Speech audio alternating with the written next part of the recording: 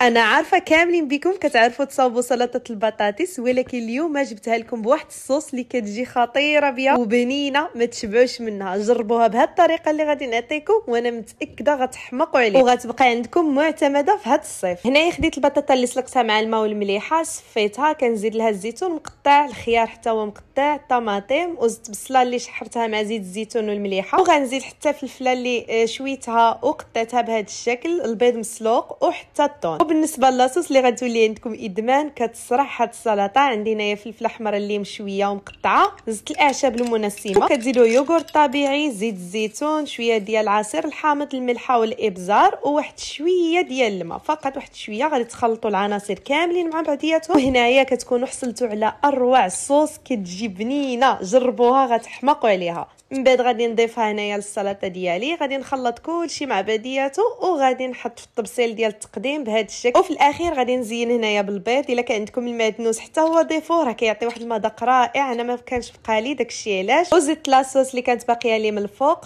جربوها غتحماقوا عليها بالصحه والراحه. ما تنساوش لايك لا فيديو.